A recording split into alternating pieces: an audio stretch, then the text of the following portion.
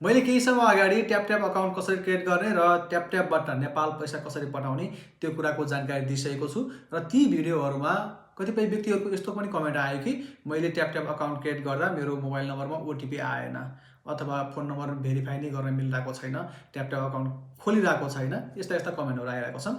तसर्थ आज म तपाईँहरूलाई फेरि पनि एउटा सहज तरिकाले ट्याप अकाउन्ट कसरी क्रिएट गर्न सकिन्छ त्यो कुराको जानकारी दिनेछु। यदि तपाईँहरूलाई पनि ट्याप अकाउन्ट क्रिएट गर्न प्रब्लम भइरहेको छ भने आजको भिडियो हेल्पफुल रहनेछ। भिडियोलाई अन्तिमसम्म हेर्दै गर्नुहोला। सबैभन्दा पहिले तपाईँहरूले आफ्नो मोबाइल फोनमा ट्याप एप्लिकेसनलाई इन्स्टल गर्नुपर्ने हुन्छ।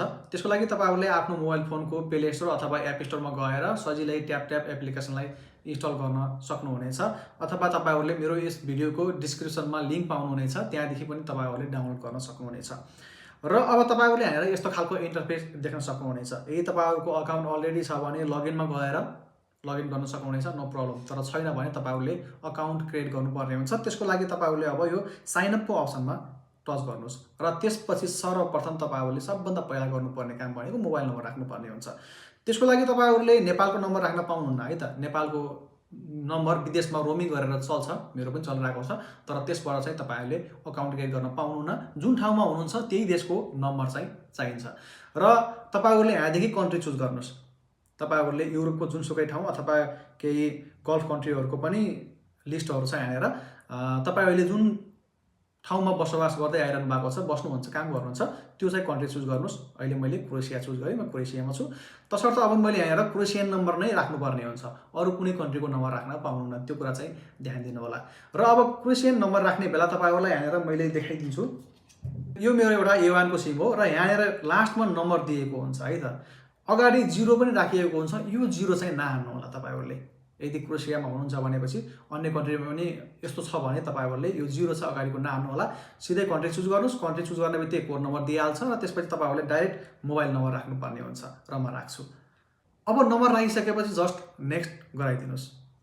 अब यो नम्बरमा ओटिपी आउनेछ है त। यो ओटिपीलाई तपाईँहरूले यहाँनिर टाइप गर्नुपर्ने हुन्छ र मेरोमा अब केही चेन लाग्नेछ र आएर पनि अटोफिल भइसकेको छ। यदि तपाईँहरूको अटोफिल भएको छैन भने तपाईँहरूले मेसेज बक्समा गएर त्यो ओटिपीलाई म्यानुअल तरिकाले टाइप गर्नुपर्ने हुन्छ। तर मेरोमा अहिले अटोफिल भएको छ है त र म कन्फर्म गराइदिन्छु।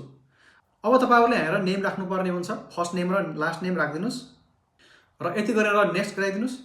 अब तपाईँहरूले इमेल राख्नुपर्ने हुन्छ। कुनै एउटा भ्यालिड इमेल राख्नु होला। इमेल, पासवर्ड र कन्फर्म पासवर्ड। यो तपाईँहरूले पासवर्ड र कन्फर्म पासवर्ड चाहिँ नबिर्सिनु होला है त, किनभने तपाईँहरूले हरेक पटक लगइन गर्दाखेरि यो पासवर्ड चाहिन्छ।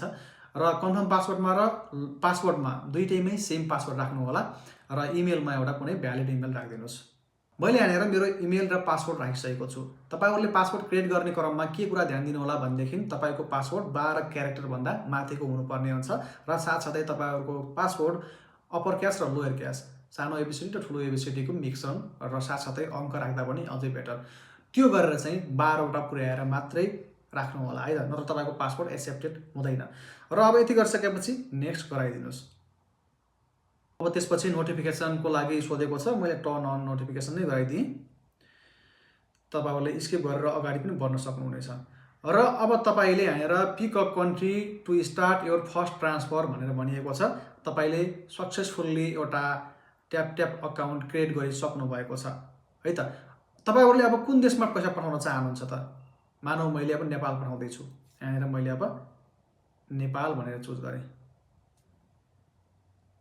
अब देख्न सक्नुहुनेछ तपाईँहरूले यहाँनिर नेपालको रेट देखाइदिएको छ। 1 रुपियाँ बराबर 172 भनेर देखाएको छ। यो चाहिँ घटबड भइरहेको छ। रेट चाहिँ फिक्स कहिले पनि हुँदैन। तसर्थ तपाईँहरूले बढेको बेला पैसा ट्रान्सफर गर्दा तपाईँलाई फाइदा हुन जान्छ। र अनि अरू कुरा, तपाईँहरूले यसबाट 10 युरोको बोनस पनि पाउन सक्नुहुनेछ। त्यसको लागि तपाईँहरूले यहाँनिर एड प्रोमो कोडको अप्सनमा जानुहोस् र यहाँ तपाईँहरूले मेरो प्रोमो कोड मोहनलाल 46 लाई प्रयोग गर्नुहोस् र यति गरिसकेपछि इन्टर गराइदिनुहोस्। अब यो प्रोमो कोड भ्यालिड छ कि नै भनेर चेक भइरहेको छ। अब यो मेरो प्रोमो कोड युज गरे बापत तपाईँहरूले 10 युरोको बोनस पाउनुहुनेछ र यति मात्र गरेर हुँदैन। तपाईँहरूले मिनिमम 100 युरोको चाहिँ ट्रान्जेक्सन गर्नुपर्ने हुन्छ र तपाईँहरूले सेन्डमा गएर आफ्नो ब्याङ्क अकाउन्ट एड गर्नुहोस् र साथसाथै तपाईँको एटिएम कार्ड है त विदेशी एटिएम कार्डलाई पनि लिङ्क गर्नुपर्ने हुन्छ नेपाल पैसा पठाउनको लागि, जुन कसरी गर्ने मैले अलरेडी एउटा भिडियो बनाइसकेको छु, आइकन राखिदिनेछु र डिस्क्रिप्सन पनि तपाईँहरूले भेट्न सक्नुहुनेछ, त्यहाँदेखि तपाईँहरूले हेर्न सक्नुहुनेछ।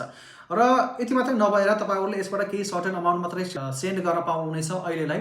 त्यसपछि तपाईँहरूले धेरैभन्दा धेरै अमाउन्ट सेन्ड गर्न चाहनुहुन्छ भने तपाईँहरूलाई एउटा म्यासेज सो गरिरहेको हुन्छ, कुनै एउटा government issue ID card upload गर भनेर। त्यतिखेर तपाईँहरूले आफ्नो टिआरसी कार्ड अथवा पासपोर्टलाई अपलोड गरेर आफ्नो लिमिटेसन बढाउन सक्नुहुनेछ।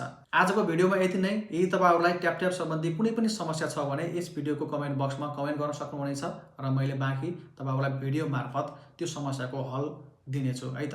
आई होप भिडियो तपाईँहरूलाई मन पर्यो। भिडियोसँग केही जिज्ञासा छ भने कमेन्ट बक्समा कमेन्ट गर्न नभुल्नुहोस्। भिडियो तपाईँहरूलाई मन पर्यो, तपाईँहरूको लागि हेल्पफुल भयो भने प्लिज भिडियोलाई लाइक एन्ड च्यानललाई सब्सक्राइब पनि गर्न नभुल्नुहोस् है त।